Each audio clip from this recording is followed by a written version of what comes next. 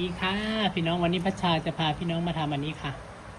อันนี้คือกีบผักกานะคะพี่น้องค่ะกีบผักกาซ้อนใบกระบือนะคะพัชชาจะพาทำขันดอกเบงวันนี้นะคะพี่น้องค่ะโอ้กล้องกระไดพี่น้องไว้กุ้งกั้งทางใจวางใบกระบือลงไปแบบนี้ค่ะวางใบกระบือลงไปแบบนี้เด้อค่ะแล้วก็พับม้วนเข้ามา1 ทบ2 ทบค่ะฝั่งนี้ก็1 ทบ2 ทบนะคะเป็นอย่างคือต้องซ้อนใบตองพัชชาเป็นอย่างคือบเอาตะใบกระบือผัดเนาะเพราะว่าใบกระบือมันบ่ได้ขนาดใหญ่เท่าใบตองพี่น้องฉะนั้นเราก็ต้องใช้ความกว้างความยาวของใบตองซ้อยนะคะนี่คือกีบผักกาใบกระบือเราจะไปทำเป็นกาบบักบิงค่ะพี่น้องคะใบกระบือที่เราเลือกมาเราก็ควรเลือกใบใหญ่ๆใบใหญ่ๆแนวนี้ค่ะพี่น้องคะบางคนก็พัชชาคือใบใหญ่แท้ของเจ้าปลูกกันสิวะอันนี้พัชชาใช้ฮอร์โมนเลี้ยงยอดเลี้ยงใบเด้อค่ะพี่น้องเด็ดอยู่ตลอดนะถ้าบ่ได้เลี้ยงยอดเลี้ยงใบนี่มันก็บ่ได้เด้พี่น้องมันบ่พอไซส์ดอกพ่อค่อยมาถ่ายคลิปอยู่ตลอดนะหลายคนก็อยากได้ใบกระบือเบิดแล้วค่ะพี่น้องค่ะพระชาก็บอกอยู่ว่าต้นงามๆมันบ่โดนมันกับเบิดพวกไผ่ก็อยากได้ต้นใหญ่ที่เอาไปเลยเด็ดใบไซส์ได้เลยเห็นนะพี่น้องค่ะหลายๆคนเอาไปปลูกก็ได้เนาะพี่น้องหลายๆคนก็ถามพระชามาต้นละ20 บาทต้นละ50บ่มีบ่มีแล้วพระชาบ่ได้เอามาพี่น้องค่ะแต่ก่อนแรกๆพระชาเอามาอยู่แต่หลังๆนะแบบว่าลูกค้าซื้อไปปลูกแล้วก็บริไซบางคนก็ปลูกแล้วก็ตายแบบนี้นะพี่น้อง3 ปี 4 ปียังบริเด็ดใบไซก็มีครับพี่น้องคะอันนี้เรื่องจริงนะคะเพราะว่าบางคนนะปลูกบ่เป็นแล้วก็ตายพี่น้องมันบ่แข็งแรงนะต้นน้อยนะพระเจ้าก็เลยปลูกแบบว่าต้นพร้อมใช้งานเลยนะจังมาขายแต่ก็เบิดแล้วเด้อพี่น้องจ้าเบิดแล้วบ่เหลือแล้วจ้าที่พี่น้องเห็นอยู่นั้นเป็นของลูกค้าเพิ่นโอนเงินมาจ่ายไปแล้วแต่เพิ่นยังบ่ให้พระเจ้าส่งให้เพิ่นไปต่างจังหวัดอยู่นะเป็นเดือนพุ่นนะเพิ่นโอนเงินมาจ่ายไปแล้วจ้าต้นงามๆที่พระชาถ่ายอยู่หลังคลิปพระชานะนอกนั้นกับบ่งามแล้วพระชากับปลูกไว้มันงามซะก่อนนะนะคะเดี๋ยวถ้าไปเบิ่งอีกเรื่องนึงตอนเข้ากาบบักบิงนะคะพี่น้องขานี่มาพับกีบให้เบิ่งก็น่าจะปิดแล้วเนาะค่ะวางซ้อนแล้วก็พับขวาพับซ้ายเข้ามาแล้วนี่2 ฝั่งค่ะนี่เอื้อนว่ากีบผักกาเด้อต้องจำซื้อกีบไปพร้อมได้พี่น้องจ๋านี่สวัสดีค่ะพี่น้องขาเมื่อนี้จะพามาทำนิ้วประยุกต์อันนี้คือนิ้วประยุกต์นะคะพัชชาจะเอาไปทำตีนบักเบงค่ะจะเอาไปแต่งบักเบงนะคะพี่น้องคะใช้เป็นดอกพุธสดนะคะนี่ค่ะดอกพุธสดอย่างนี้ค่ะดอกตุ่มน้อยๆยาวตุ่มใหญ่นะคะเวลาเห็ดนะคะมันบงงามดอกพุธเราก็ต้องเลือกขนาดพร้อมกันนะคะหลังจากนั้นเราก็จะห่อใบกระบือลงไป3 ชั้นนี่แหละค่ะนี่แหละสาเหตุที่หลายๆคนถามซื้อใบกระบือกับพัชชาแล้วไม่มีขายนะพัชชาเด็ดมาเห็ดคลิปสมือมันก็เหี้ยนแหละพี่น้องคะลูกลายทันใดกับโบโพนะคะนี่ค่ะ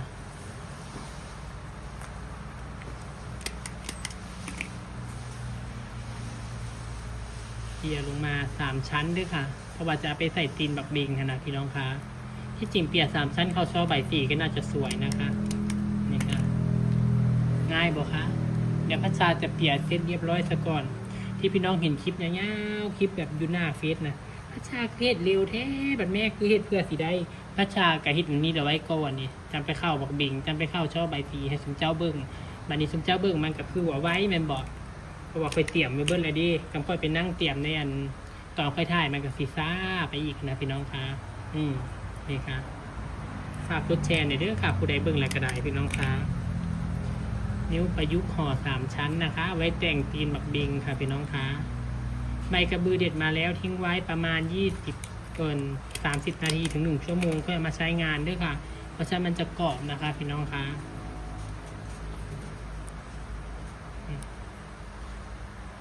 ตอนนี้เรากำลังเข้ากาบบักบิงเด้อ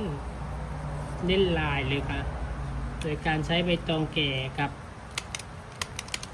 ใบกระบือนะคะอันนี้เป็นกีบผักกานะคะพี่น้องคะ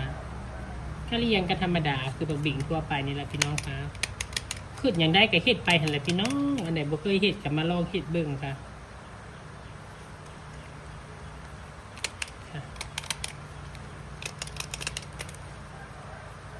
4 ทิศ 4 ทางค่ะพี่น้องคะแบบนี้ให้เอาตัวนี้มาซับวาง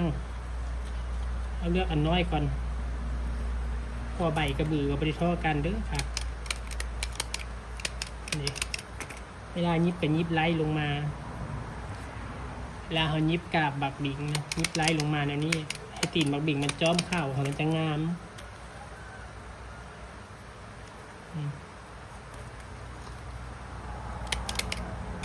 สเต็ปเปอร์ปากกว้างไซส์ดีแท้ไซส์ดีว่าเด้อผู้ใดสนใจก็สั่งได้เด้อพี่น้องขาไซส์ดีแล้วก็ไซส์ทนเนาะบางคนถามพัชชามีประกันบ่มีประกันแล้วพี่น้องขาบ่แม่นเครื่องไซส์ไฟฟ้า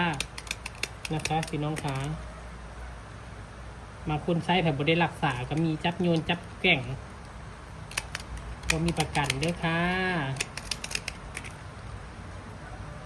ผู้ใดอยากได้อดีจังสั่งเด้อสเต็ปเปอร์ก็ได้บางคนก็สั่งไปได้กับบ่ลักกตีกับพี่น้องก็เงินงอคือกันจักสั่งให้พี่สั่งพอดีเสียค่าส่งสิซื้อเสียค่าส่งเสียเวลาไปผู้อยากได้แท้ๆแบบบ่ได้มันบ่พอกันของก็ได้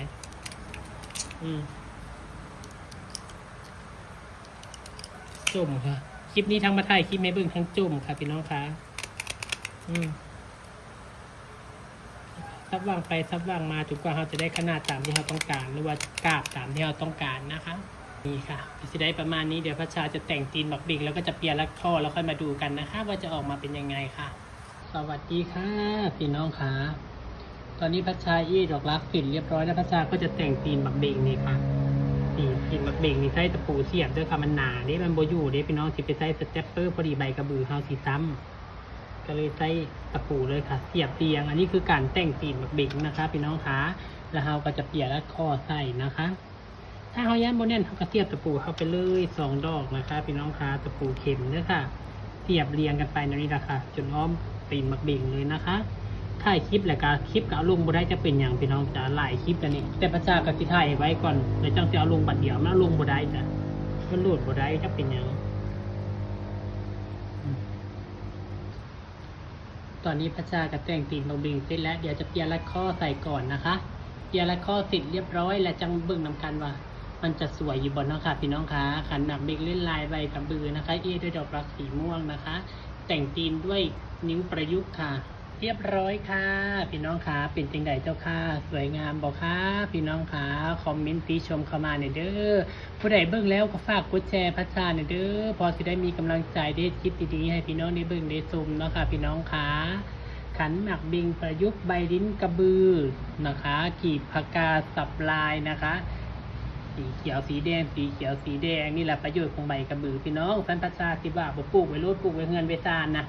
มีคนมักเห็ดใบสีมันต้องมีเลยพี่น้องเพราะว่ามันงามนี่แหละก็สิว่านะบางคนก็สิว่าอันนี้พัชชาจะเสียบดอกไม้ไหนพัชชาติดกาวค่ะบริเสียบเลยค่ะดอกรักนี่ค่ะใช้การติดกาวนะคะพี่น้องคะติดกาวร้อนนะคะเอาปืนกาวทาแล้วก็ติดเรียงกันลงมาก็สวยไปอีกแบบนะคะพี่น้องกดแชร์ให้หน่อยด้วยจ้าพบกันคลิปหน้าจ้าพี่น้องคะสวัสดีค่ะวันนี้พัชชาเอาขันหมากบิงใบกระบือนะคะเล่นลายใบกระบือกีบผักกานะพี่น้องคะกีบที่เห็นคือกีบผักกาได้ค่ะเล่นเฮาเฮ็ดซับลายนะคะก็คือใบตองกล้วยแก่แล้วก็ใบกระบือถามว่าใบกระบือนี่มันพับได้ใหญ่ปานนี้บัวพัชชาใบกระบือมันใบใหญ่ปานนั้นบอกพัชชาใช้ใบตองซ้อนข้างในนะคะใช้ใบตองซ้อนข้างในถึงจะพับออกมาได้แบบนี้นะคะพี่น้องคะเพราะใบกระบือไม่ได้ใหญ่ขนาดนั้นนะคะพี่น้องคะส่วนวิธีพับแนวใดเนาะจังได้ใบกระบือไม่ให้จี้ผักกาพัชชาลงคลิปให้แล้วเด้อค่ะพี่น้องคะแล้วก็ส่วนดอกรักนะคะพี่น้องคะดอกรักหลายๆคนก็ว่าพัชชาเสียบแนวใดดอกรักมันคือเรียงกันแนวนั้นเนาะดอกรักมีพัชชาใช้การติดกาวด้วยค่ะกาวฮ้อนนะคะติดลงไปนะคะพี่น้องคะไล่เรียงกันลงมาเลยพอดีดอกรักจะมีโบลายก็เลยติดห่างแน่นะคะไปมีหลายกระติดทีก็นี่กับสิงามนะคะพี่น้องคะและกระตีนบักเบ่งนี้ก็ใช้เป็นใบกระบือนะคะทำเป็นนิ้วประยุกต์นะคะนิ้วประยุกต์เปีย3 ชั้นนะคะ